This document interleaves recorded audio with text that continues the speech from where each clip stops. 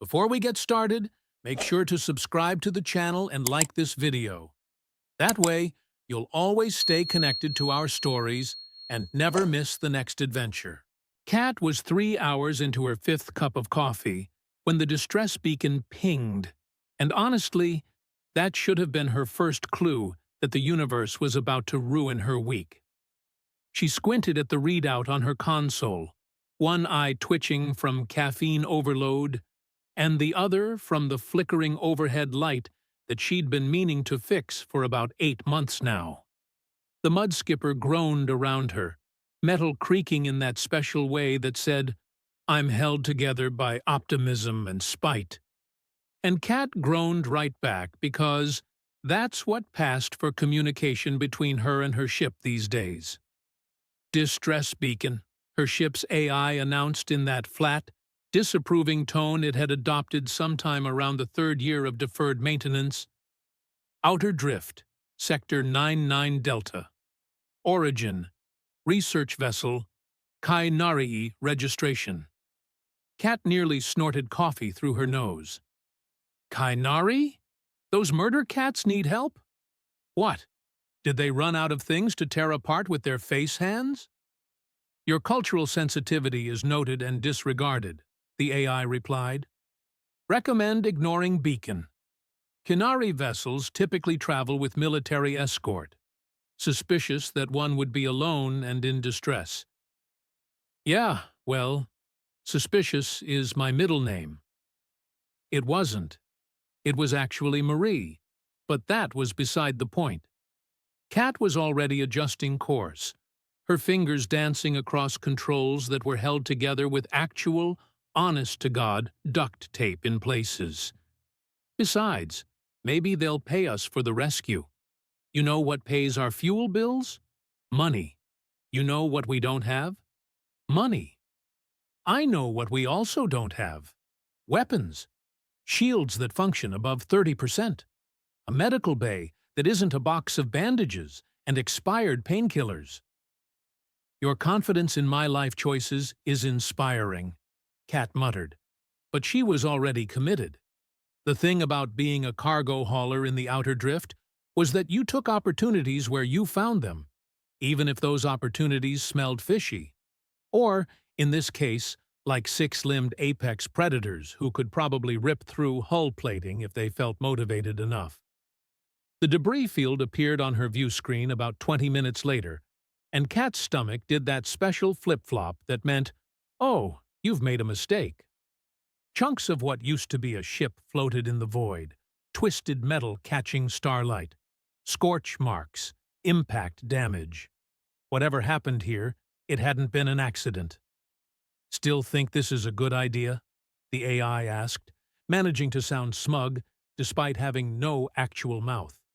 "Shut up and scan for life signs." The scan came back with one result, a small escape pod, tumbling slowly about 2 clicks off her starboard bow. Its beacon was weak, power clearly failing. Kat maneuvered the mud skipper closer, her cargo bay doors grinding open with a sound that made her teeth ache. Getting the pod inside took some creative flying and a lot of swearing, but eventually it was locked down in her bay. Kat stood in front of it, plasma, cutter in hand, because she wasn't stupid, thank you very much, and hesitated.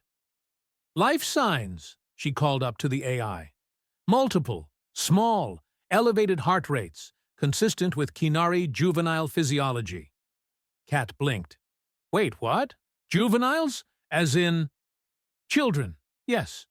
Approximately 3 individuals. Recommend extreme caution. Young Kainari are known to be unpredictable when frightened." "Great. Just great." Kat took a breath, squared her shoulders, and triggered the emergency release on the pod.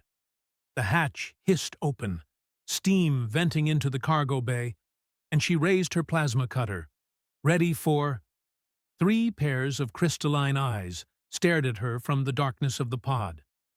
Big eyes. Terrified eyes. Attached to 3 small, huddled forms that absolutely should not have looked as pitiful as they did, considering their species could bench press a hover car. "Oh, you've got to be kidding me," Cat whispered.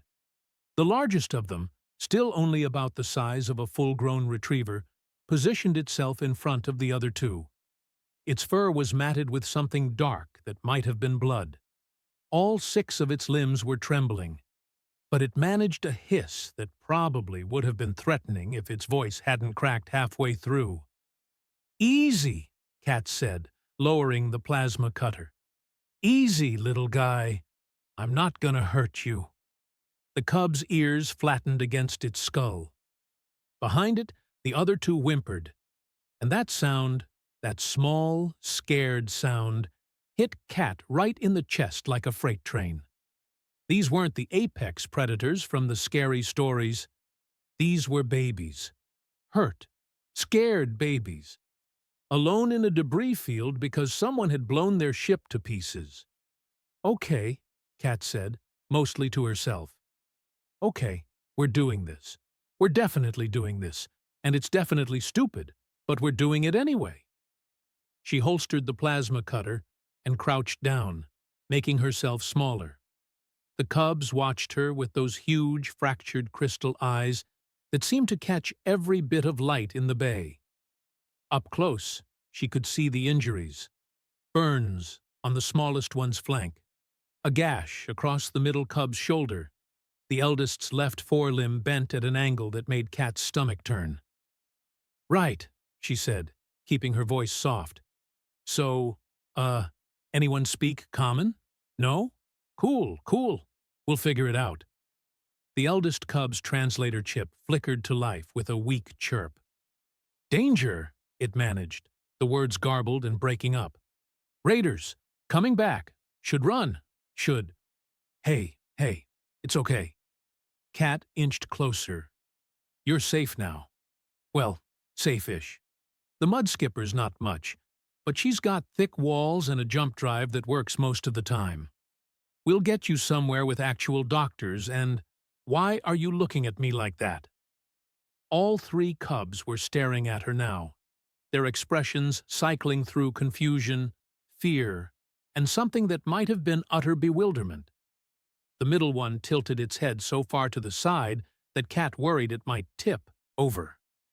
"Soft," the eldest's translator crackled. "You are soft, weak-looking. Why help?" Cat snorted. "Yeah, I get that a lot. Look, we can discuss my species' questionable evolutionary choices later. Right now, we need to get you patched up. Can you walk?" The cubs exchanged glances, some kind of silent communication that Cat couldn't begin to interpret. Then, slowly, the eldest limped forward, favoring its injured limb. The other 2 followed, clinging to each other. The smallest kept making this high-pitched, keening sound that absolutely destroyed any remaining shreds of Cat's common sense. Getting them to the med bay, which was generous term for the converted storage closet where she kept first aid supplies, was an adventure. The cubs moved like they'd been taught to stay in formation, the eldest in front, the youngest in back, watching every shadow. Military training, Cat realized. These kids had been taught combat protocols before they'd probably learned to read. The galaxy was a messed-up place sometimes. She sat them down on the med bay floor because her exam table was definitely not rated for 3 aliens with crystalline bone structures, and sat back on her heels, surveying the damage. The medical scanner she pulled from the wall was older than she was and held together with prayers, but it flickered to life and started cataloging injuries. Burns, lacerations, malnutrition, dehydration, 1 broken limb, shock. "Okay," Cat said, pulling out supplies. "Okay, I can work with this. Probably. Maybe. You guys allergic to anything? No? Great. We're going with that." The eldest watched her every move with those unsettling crystalline eyes. "You are human," it said, through the failing translator. "Humans are small, breakable. Why you help Kinari? Because you're kids, and you're hurt, and I'm not a complete monster?" Cat was cleaning the gash on the middle cub's shoulder, moving slowly so as not to startle it. "What's your name, anyway?" The translator crackled. After a long pause, "Miko." "Miko. Okay, I'm Cat." She gestured to the middle cub. "And you?" "Yuki," the middle one chirped, then immediately looked embarrassed, like speaking had been a breach of protocol. The smallest one, still keening softly, just buried its face against Yuki's flank. "That's Nix," Miko supplied. "Youngest, doesn't talk much. Even before—" The translator cut out, but Cat got the message. "Well, Nix, Yuki, Miko, welcome aboard the Mud Skipper. She's not much, but she's got functioning life support, and a kitchen that only catches fire occasionally." Cat worked as she talked, her hands steady despite the weirdness of the situation. The cub's biology was different enough from anything she'd worked with that she was mostly going on instinct and hoping their universal medical protocols actually were universal. Yuki watched her hands with fascination. "You have no claws," she observed, her translator working better than Miko's. "How do you fight? How do you hunt?" "Very, very carefully," Cat replied. "And mostly I don't. Humans are persistence predators. We're real good at being annoying until things give up and die of exhaustion." Miko's ears perked up. "This is effective strategy? Got us to the top of the food chain on our planet, so yeah, I'd say it worked out okay." She finished with Yuki's shoulder and moved to Miko's broken limb. The cub hissed when she touched it, but didn't pull away. Cat worked quickly, setting the bone as best she could and wrapping it in a stabilization field from her ancient medkit. It wasn't great, but it would hold until they reached a station. Nix finally looked up, those crystal eyes swimming with something that looked painfully like tears. "Pack leader dead," the smallest cub whispered, the translator barely catching it. "Ship gone. We alone." And there it was. The thing Cat had been trying not to think about. These weren't just injured kids. They were orphaned kids, survivors of what was probably a deliberate attack, alone in a universe that was suddenly much bigger and scarier than it had been a few hours ago. Cat sat back on her heels and looked at three small aliens who probably had more capacity for violence in one paw than she had in her entire body, and saw only scared children. "You're not alone," she heard herself say. "You're on my ship now, which means you're under my protection. It's not much of a protection, granted, seeing as I'm held together with coffee and poor decisions, but it's what you've got." Miko stared at her. "You claim us? As pack?" What? No, I mean—" Cat fumbled for words. "I'm just saying you're safe here, until we can find your family, or—" "No family," Yuki said quietly. "Raiders killed everyone. Just us in pod. Just us left." The silence that followed was heavy enough to have its own gravity. Cat felt something crack inside her chest, right where she kept all her carefully maintained emotional distance from the universe and its endless supply of tragedy. "Right," she said. "Right. Okay. Well, in that case, new plan. We're going to get you fed, cleaned up, and somewhere safe to sleep. Tomorrow, we'll figure out next steps. Sound good?" Three small heads nodded in unison. Getting the cubs to the sleeping quarters was easier than expected. They followed her like ducklings, staying close, Nix practically walking on Yuki's heels. Cat pulled out every spare blanket she had, which wasn't many, but she made it work, and created a nest of sorts on the floor of her spare cabin. The cubs stared at the blankets like she'd just offered them the crown jewels. "What?" Cat asked. "They're just blankets. For sleeping. You know? So you're not cold?" "Kinari don't use blankets," Miko said slowly. "We have fur. We regulate temperature. This is—" the translator hiccuped. "Strange." "Well, Humor me. Humans like blankets. They're comforting. Cat demonstrated by tucking the edges around them, the same way her mom had done for her about 1 million years ago. There! See? Cozy! Yuki tentatively touched one of the blankets with a paw, then made a sound that Cat's translator unhelpfully labeled as contentment purr. Nyx was already kneading the fabric with all 6 limbs, eyes half closed. Miko looked up at her. This is pack behavior, nest making. You treat us like cubs of your own species. Yeah, well, you are cubs, and you need taking care of. So that's what's happening. Cat stood, suddenly uncomfortable with the intensity of their stares. I'm gonna go make you something to eat. Stay here, rest up. You need anything, just holler. Or, whatever Kinari do instead of hollering. She was halfway out the door when Miko spoke again. Cat? Yeah? Thank you for not leaving us. Cat's throat felt tight.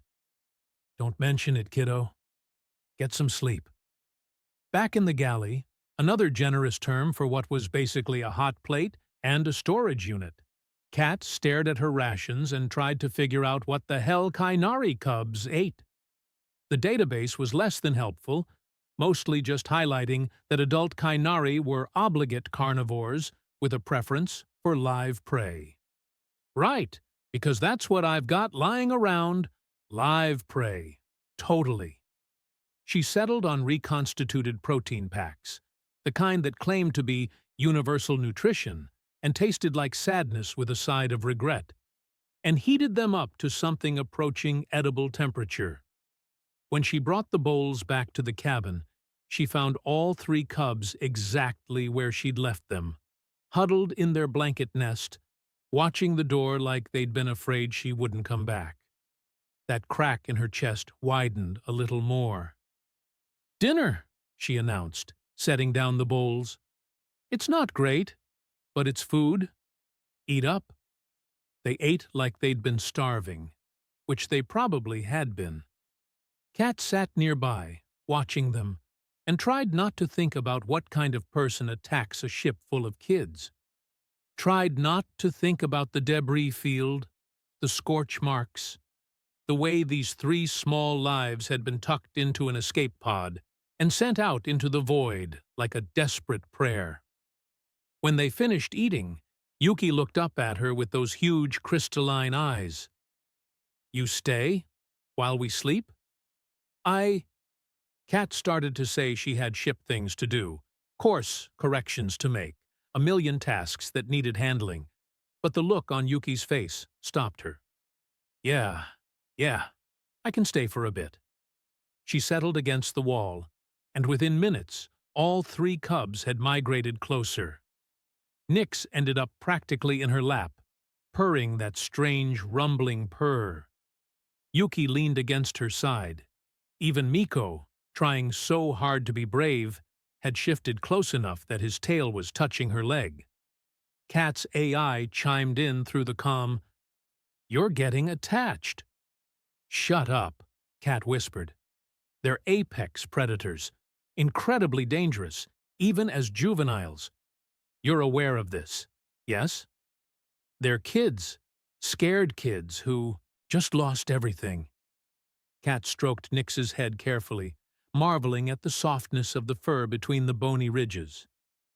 And, yeah, I'm getting attached. Sue me. This will complicate things. Everything complicates things. That's life. She looked down at 3 sleeping cubs, their breathing starting to even out, their bodies finally relaxing for the first time since she'd found them.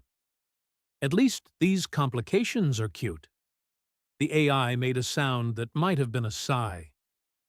Setting course for the nearest station with Kainari diplomatic facilities, ETA, 6 days. 6 days. Cat could do 6 days. She could keep 3 traumatized apex predator children alive and relatively stable for 6 days. Probably. Maybe. Hopefully. Nyx made a small whimpering sound in his sleep. and Kat found herself humming, some old lullaby from her own childhood that she'd thought she'd forgotten. The cubs settled deeper into sleep, wrapped in blankets and tucked in close to the strange, soft human who'd decided they were worth saving. Outside the ship, the stars wheeled by in silence. The debris field fell away behind them, and somewhere in the dark, the raiders who'd created all this devastation were still out there, probably thinking their job was done. They had no idea that the 3 cubs they'd missed were now under the protection of a coffee-addicted cargo hauler with more stubbornness than sense. And they definitely had no idea what happened when you threatened something Kat decided was hers to protect. But they were about to find out. The first thing Kat learned about living with Kinari cubs was that they had absolutely zero concept of personal space. She woke up the next morning, well, morning in the relative sense, since space didn't really do mornings, with Nyx sprawled across her chest, Yuki somehow wedged behind her knees, and Miko using her arm as a pillow.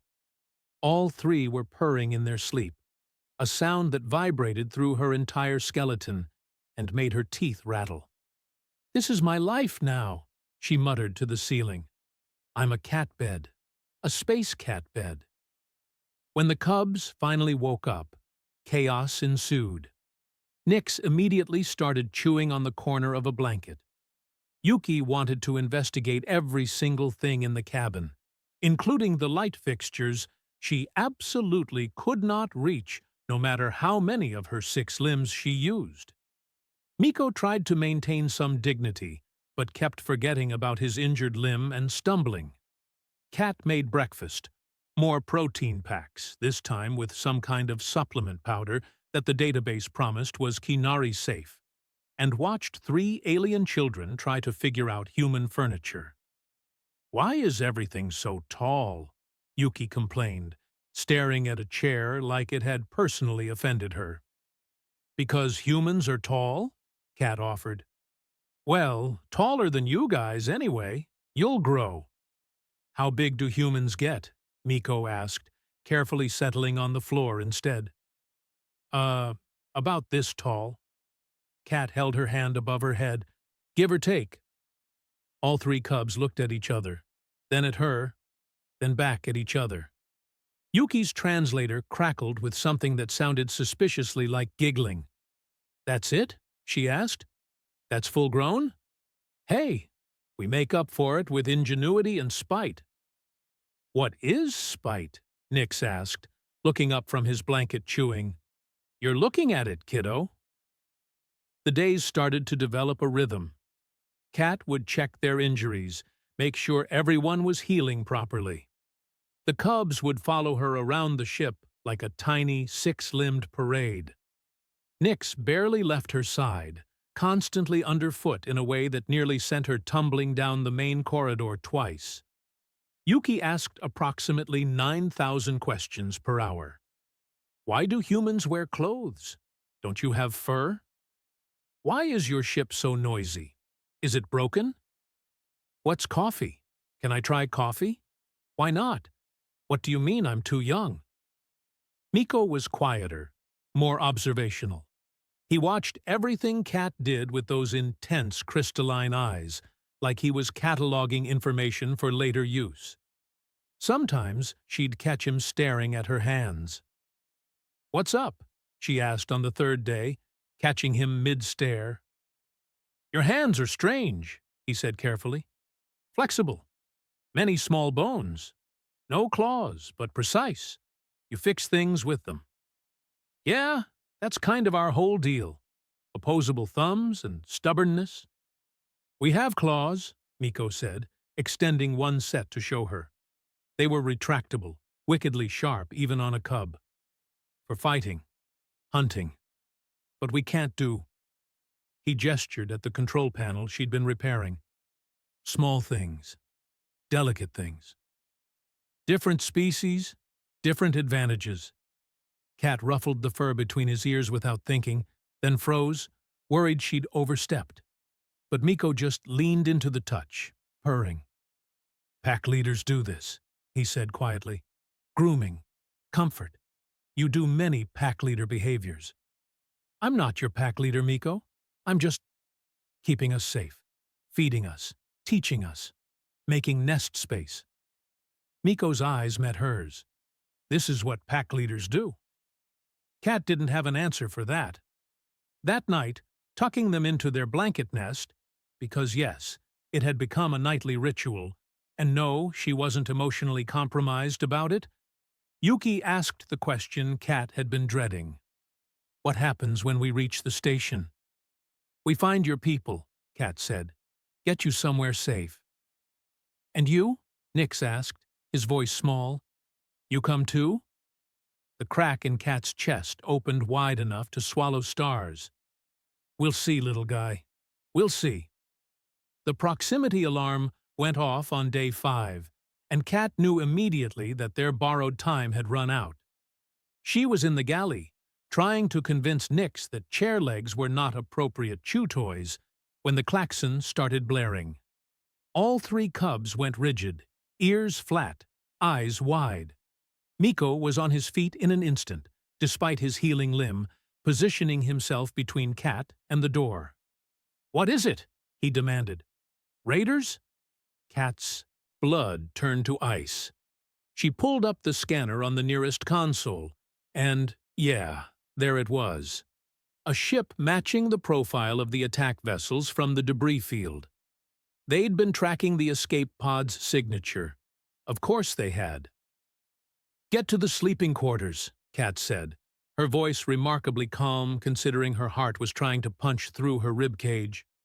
Hide! Don't come out until I say. No. Miko's translator was crystal clear. We fight. You're kids, with injuries. You're not fighting anyone. Kat was already moving, heading for the bridge. The cubs followed because of course they did. I mean it. Back to the cabin now.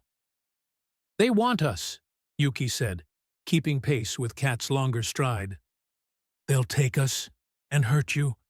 We should... You should let me handle this. Kat slid into the pilot's chair, fingers flying across controls.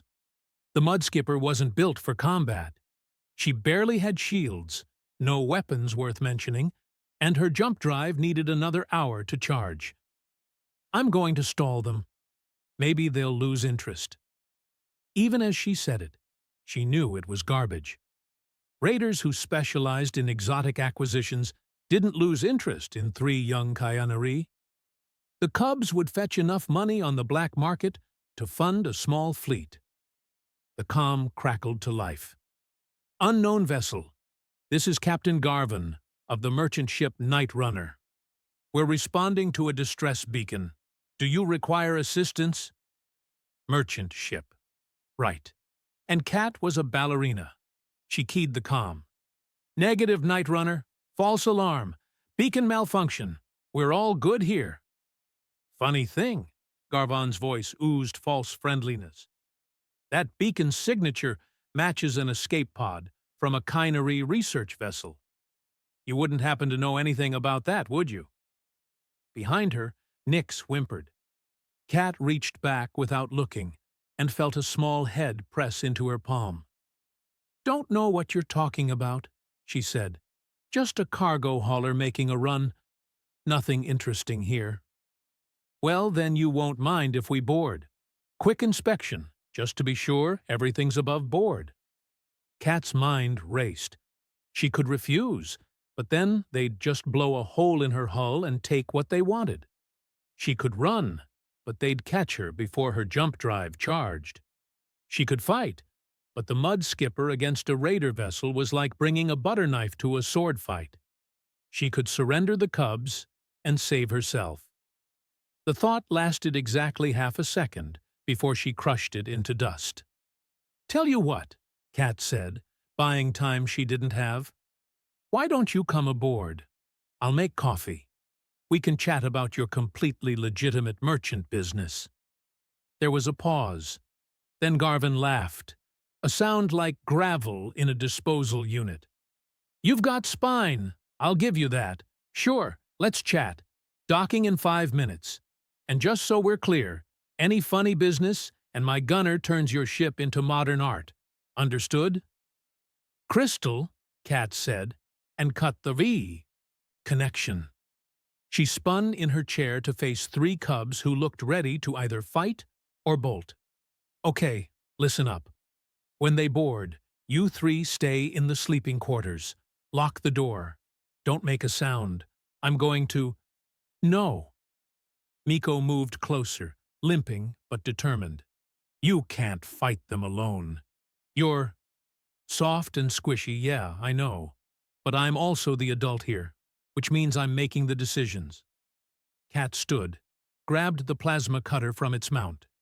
It wasn't much, but it was something. You 3 are getting out of this alive. That's non-negotiable. What about you? Yuki's voice was small. Kat forced a smile. I'm very good at talking my way out of things. It's like a superpower. Now go, please. For a moment, none of them moved. Then Miko dipped his head in something that might have been a nod or a bow. You are Pack, he said quietly. We don't leave Pack behind. You're not leaving me. You're following orders. There's a difference. Kat shooed them toward the corridor. Now move! They'll be here any minute. The cubs retreated, but she could feel their eyes on her the whole way. When the sleeping quarters door sealed, Kat let herself take one shaky breath, then straightened her spine and headed for the airlock. The boarding was exactly as pleasant as expected. Garvin came through first, a Quellan, all scales and too many teeth, followed by 4 crew members of various species, all armed. They spread out through her cargo bay like they owned it, which, given the firepower disparity, they basically did. Nice ship, Garvin said, running a clawed hand along the mudskipper's bulkhead. Vintage, probably held together with hope and prayer. And duct tape, Kat added. Don't forget the duct tape. Funny. Garvin's smile didn't reach his eyes. So let's cut the performance. We tracked an escape pod to this location. That pod contained 3 Kynary cubs, property of the research collective we liberated them from. Liberated? That's a fun word for murder. Business is business. The cubs are valuable. Their guardian collective was wealthy but uncooperative. We simplified the equation. Garvin stepped closer, and Kat fought the urge to step back. Now, you seem like a reasonable person. We're willing to compensate you for your trouble. Hand over the cubs, and we'll even throw in enough credits to fix this rust bucket. Tempting, Kat said.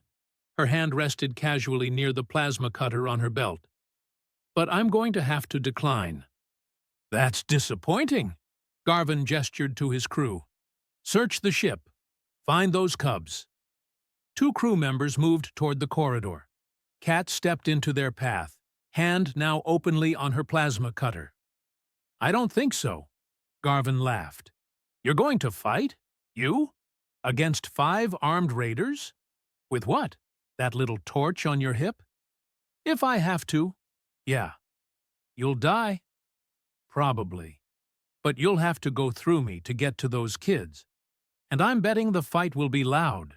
Enough, messy enough, that they'll have time to get to the escape pod. It's still functional. They're smart. They'll figure out how to launch it. Kat was making this up as she went, but her voice stayed steady. So yeah, you'll win, but you'll lose your merchandise in the process. That the outcome you want? Garvin's expression shifted, irritation replacing amusement. You're bluffing. Try me. For a long, tense moment, nobody moved. Kat could hear her own heartbeat, could feel sweat trickling down her spine. Her hand didn't shake. She wouldn't let it. Then one of the crew members made a move toward the corridor, and Kat drew the plasma cutter. Last warning, she said. What happened next happened fast. The crew member lunged. Kat fired, the plasma cutter scoring a line across the raider's shoulder. He howled, stumbled back.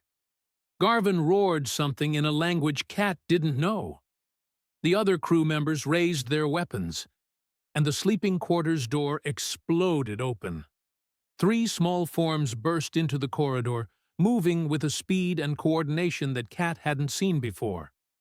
Miko hit the first crew member low, all 6 limbs striking vital points with surgical precision. Yuki went high on another, claws extended, targeting joints and weak spots. Even Nyx, the smallest, launched himself at a raider's face with a shriek that sounded like metal tearing. "No!" Cat shouted. "Get back!" But the cubs weren't listening. They fought like they'd been trained for it, because they had been, Cat realized. Despite their age, despite their injuries, they were Kinari, apex predators, and they were furious. Garvin drew a weapon, a neural disruptor, illegal in most systems, and aimed it at Miko. Cat didn't think. She just moved, slamming into the Quellen's arm. The shot went wide, scorching the bulkhead. Garvin backhanded her, and she hit the deck hard, stars exploding across her vision. Through the haze, she saw Yuki take a hit, saw her tumble and cry out, saw Nyx trying to drag her to safety while Miko fought 3 raiders at once, outmatched and overwhelmed. They were losing. They were going to lose, and it was going to be her fault for not surrendering, for thinking she could protect anyone, for being too stubborn to...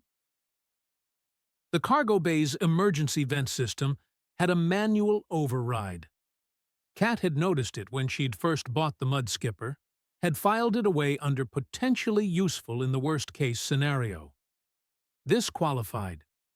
She crawled toward the control panel, ribs screaming. Garvin saw her moving and kicked, his boot connecting with her shoulder. Pain white-hot and blinding. But she was close enough, just barely close enough. Cat slammed her hand on the emergency vent release. For half a second, nothing happened. Then the cargo bay doors blew open, explosive decompression tearing through the space like the universe's angriest vacuum cleaner. The raiders, caught completely off guard, were yanked toward the void. Garvin grabbed for a handhold, missed, went tumbling into space with a scream that cut off instantly. Cat had sealed the cubs in environmental suits earlier. Too big, held together with cargo straps and hope, but functional. She'd suited up too, right before Garvin had boarded, hidden under her jacket. The raiders hadn't bothered. Fatal mistake. The decompression lasted 10 seconds. 10 seconds of absolute chaos, of watching 5 raiders get sucked into the void. Then Cat hit the emergency seal, and the cargo bay doors ground shut. Silence. Sudden and complete. Cat lay on the deck, every part of her body screaming. The cubs were scattered across the bay, tangled in their oversized suits. But they were moving. They were alive. "Everyone okay?" Cat managed. 3 small voices answered in the affirmative, shaky but present. "Good," Cat said. "That's good, because I think I'm going to pass out now." And she did. Waking up hurt. That was Cat's first coherent thought. The second was that something warm and heavy was draped across her chest, purring.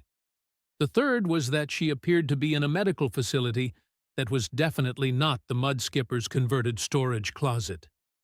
She opened her eyes to find Nyx curled on top of her, fast asleep. Yuki was wedged against her left side, one paw resting possessively on Cat's arm. Miko sat at the foot of the bed, awake and alert, those crystalline eyes fixed on the door like he was standing guard. "Hey," Cat croaked. Her throat felt like she'd gargled sand. Miko's head whipped around. "Cat, you're awake. Don't move. Doctor said you need rest. Broken ribs, concussion, internal bruising, shoulder damage." Okay, I get it. I'm a mess." Cat tried to sit up anyway, and immediately regretted it. Pain lanced through her torso. Where are we? Kinari Medical Facility, Station Vecna. Miko shifted closer, careful not to disturb his sleeping siblings. Warship responded to your distress beacon. Found us 3 days ago. 3 days? Kat's head spun. I was out for 3 days? You were hurt badly, trying to protect us. Miko's voice went soft. You triggered decompression. Saved us. Almost died doing it. Yeah, well, wasn't going to let those guys take you. Kat carefully extracted her arm from under Yuki, who grumbled in her sleep but didn't wake. Your people here? Your family? Miko nodded. They came, our guardian collective. They thought we were dead. When they found us alive, his translator failed for a moment, overwhelmed by whatever emotion he was trying to convey. They were very happy, very grateful, especially to you. I didn't do anything special, just what anyone would. No, Miko's voice was firm. Not anyone. Most would have ignored Beacon, or turned us over to raiders, or left us at nearest station and departed. You stayed, you fought, you almost died. He paused. You tucked us in with blankets, and gave us food, and treated us like we mattered, like we were worth protecting. Kat felt her throat tighten. You are worth protecting. Your kids. We're Kinari. Most species fear us, even as cubs. Well, I'm not most species. I'm stubborn and caffeinated and apparently have no sense of self-preservation. Kat managed a weak smile. Speaking of which, is there coffee in this place? Because I could really use... The door opened, and Kat's words died in her throat. The Kinari who entered was massive, easily twice the size of an adult human, all muscle and crystalline bone ridges. Her fur was silver-white, marked with ceremonial patterns that probably meant something important. She moved with the kind of fluid grace that suggested she could tear through a hull with her bare claws if she felt motivated. Behind her came another adult Kinari, slightly smaller, but no less intimidating, his fur dark as midnight. Both of them looked at Kat with an intensity that made her want to sink into the medical bed and disappear. You're awake, the silver-furred Kinari said, her translator rendering her voice as a warm contralto. Good. I am Kes. This is Din. We are of the Cubs Guardian Collective, their family. Right. Hi, I'm Kat. I found them in the escape pod. And then there were raiders and decompression and, sorry, my brain's still kind of scrambled. We know what happened, Din said. His voice was deeper, measured. We recovered your ship's logs, sensor data. We've seen everything. Kat's stomach dropped. Everything. That probably included her terrible flying, the duct tape holding the mud skipper together, her complete lack of proper medical training, the fact that she'd let 3 traumatized cubs sleep in blankets on the floor instead of proper. You saved them, Kes said quietly, when you had every reason to ignore the distress call, when helping them put you in danger. When the raiders came, you stood between them and our cubs. You chose to protect them over your own safety. I mean, what was I supposed to do? Let those guys take them? They're kids. Kes and Din exchanged a look that Kat couldn't quite read. Then Kes approached the bed, moving slowly, carefully. She reached out one massive paw and gently, incredibly gently, touched Kat's shoulder. You claimed them as pack, Kes said, whether you realized it or not. The blankets, the food, the protection. These are pack bond behaviors. You acted as their guardian. I was just trying to keep them alive until I could find their family. And now you have found us. Din moved closer too. And we find ourselves in a difficult position. Kat's heart sank. Here it came. The part where they thanked her politely and took the cubs away, and she'd never see them again. Which was fine, expected, the right thing. She'd known from the beginning this was temporary. So why did it feel like someone was ripping her chest open? The cubs have formed a bond with you, Kes continued. A strong bond. Nyx refuses to leave your side. Yuki speaks of nothing but the things you taught them. And Miko? She looked at the eldest cub fondly. Miko has declared you pack leader and will not be moved on this point. I'm not their pack leader. I'm just a cargo hauler who gave us blankets, Miko interrupted. His voice was steady, certain. Who fed us? Who stood against raiders with no weapons and no fear? Who almost died protecting us? He looked at Kes. She is pack. This is not negotiable. Miko, you can't just... Kat started. Actually, Din said, and there was something in his voice that might have been amusement. According to Kinari pack law, he can. Cubs have the right to claim family bonds. If they claim you as pack, and you accept... Wait, hold on. Then you are pack. Legally, officially, permanently. The room spun. Or maybe that was the concussion. Kat looked at three cubs who were now all awake and staring at her with those huge crystalline eyes full of hope and determination. You want me to be your family, she said slowly. Officially. Three heads nodded in perfect unison. But I'm human. You're Kinari. I don't know anything about your culture, or your customs, or how to raise apex predator children. I live on a ship held together with duct tape. I survive on coffee and spite. I'm completely unqualified for... You stood for us when no one else would, Yuki said softly. You gave us blankets when we were cold. You made us feel safe when everything was scary. She climbed fully onto the bed, cuddling against Kat's uninjured side. You're our pack. We want to be yours, too. Nyx, still on Kat's chest, made a small chirping sound. Our human. Our pack leader. Please? Kat looked at Kes and Din, searching for any sign that this was a terrible idea they were too polite to mention. Instead, she saw something that looked almost like approval. We cannot force you to accept, Kes said. This must be your choice. But know that if you do, you will have the full support of our collective. Resources, education, assistance in caring for the cubs. You will not be alone in this. And if I say no? The cubs' faces fell. Miko's ears flattened. Yuki's grip on her arm tightened. Nyx made a sound like a whimper. Then we take the cubs home, Din said. Care for them as best we can. But they will grieve the loss of their claimed pack leader. The bond is already formed. Breaking it will cause pain. Kat closed her eyes. She thought about her life before. The quiet, the solitude, the simple routine of cargo runs and station stops. She thought about coffee in the morning without small aliens stealing her mug. She thought about sleeping without being used as a heated bed.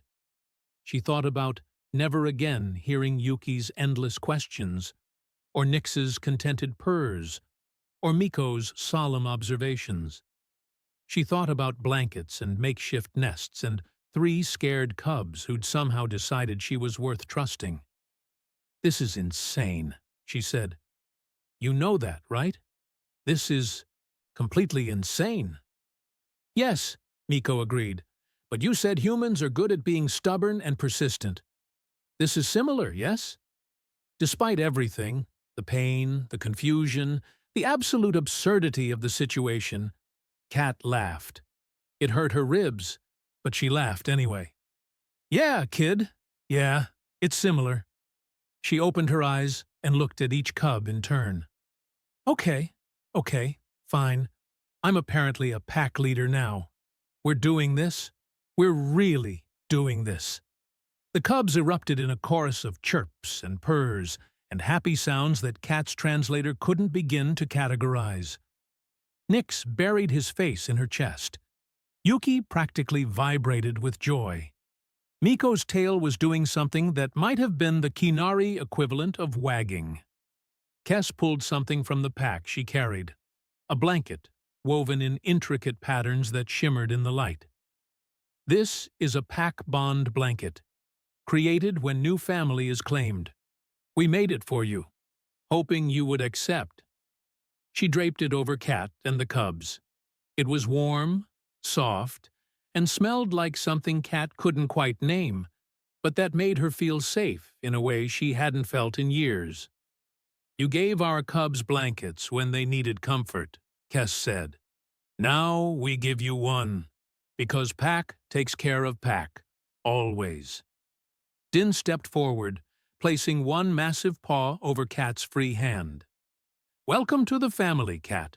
May your path be guarded and your heart be fierce. May your claws stay sharp and your den stay warm, Miko added solemnly, clearly reciting something formal. May you always have coffee, Yuki chirped, which was definitely not traditional, but made Kat snort laugh again. May you never be alone, Nix whispered against her chest.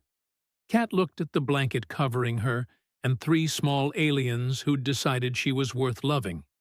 She looked at 2 adult Kinari who were offering support instead of judgment. She thought about cargo runs and coffee and duct tape, and how none of it seemed nearly as important as this moment, this choice, this family. So, she said, her voice only slightly shaky, anyone want to tell me what pack leaders are supposed to do? Because I'm making this up as I go. You already know, Miko said, settling against her side. You tuck us in. You keep us safe. You give us blankets and food, and make us feel like we matter. And we guard you, Yuki added, because that's what Pack does. We protect each other. We'll guard you this time, Nix said, his small voice fierce with determination.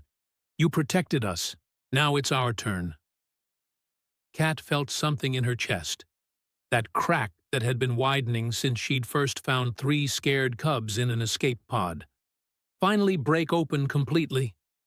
And instead of pain, there was warmth, light, the overwhelming, terrifying, beautiful feeling of being part of something bigger than herself. Deal, she whispered. We guard each other. Always. Outside the medical facility, stars wheeled through the void. The mudskipper sat in dock, undergoing repairs that would bring her up to actual safety standards for the first time in her existence. Somewhere in the galaxy, ships passed and traded and fought and loved and lived their stories. But in that moment, in that room, there was only a human who'd chosen kindness over sense, 3 cubs who'd chosen love over fear, and a family that hadn't existed a week ago but was now unbreakable. Kat tucked the pack bond blanket more securely around her cubs, stars help her, and let herself believe that maybe, just maybe, she'd made the right choice. All right, she said. New rule. No more raiders, no more explosions, no more near-death experiences for at least a month. Everyone agreed?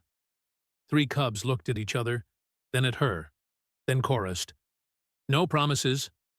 And Kat, pack leader of 3 apex predators, beloved guardian of the galaxy's most dangerous children, could only laugh and hold them closer.